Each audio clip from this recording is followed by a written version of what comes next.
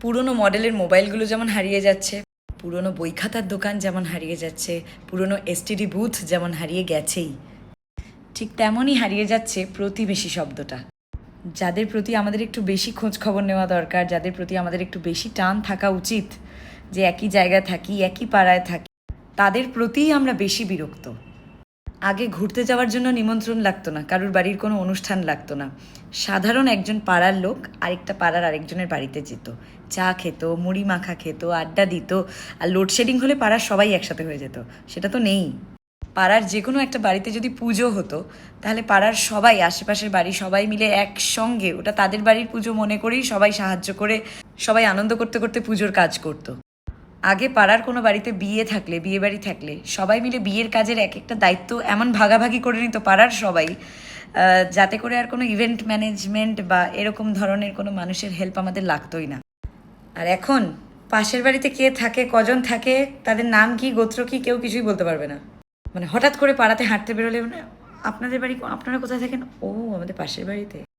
মানে এখন পাড়ার লোকেরাই প্রতিবেশী, কে কার প্রতিবেশী সেটাই আমরা জানি না। আমাদের জীবন এত ব্যস্ত, আমাদের সময় এত কম। আগেকার দিনে মায়েরা কোথাও ঘুরতে যেত কি কোনো কেনাকাটা করতে যেত, আরামসে নিজের বাচ্চাকে প্রতিবেশীর ঘরে রেখে চলে যেত, যে তুই থাক, আনন্দ কর, খেলাধুলা কর, খাওয়া দাওয়া কর, যা খুশি কর, ওদের বাড়ি দিয়ে গেলাম, আমি আমার কাজ ছেড়ে আসি। আর এখন বাড়িতে থাকলেও ফোন করে বলবে যে না গো, আমরা বাড়িতে নেই গো।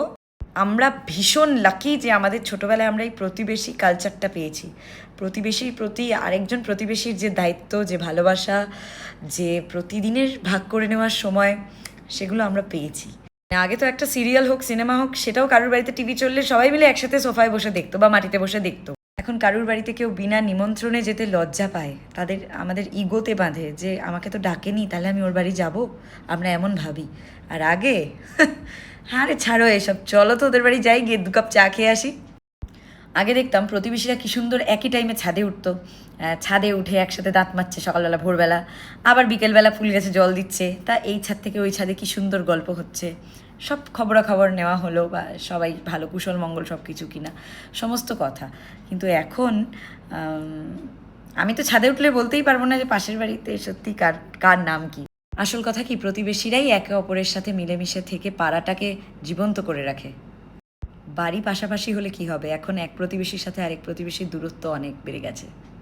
আগে পাড়ার চায়ের দোকানে গিয়ে তাও গল্প টল্প দেখা সাক্ষাৎ হতো একজনের সাথে আরেকজনের। আর সব থেকে বড় কথা, আমাদের পাড়াতে চায়ের দোকানই নেই।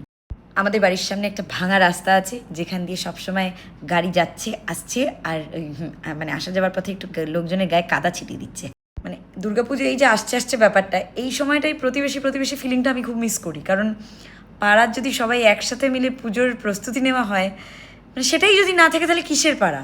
তবে সত্যি কথা বলতে, ব্যক্তিগতভাবে আমাদের পাড়ায় এখনও কিছু মানুষ আছে যারা সত্যি প্রতিবেশীর থেকে অনেকটা বেশি কিছু আমার জন্য।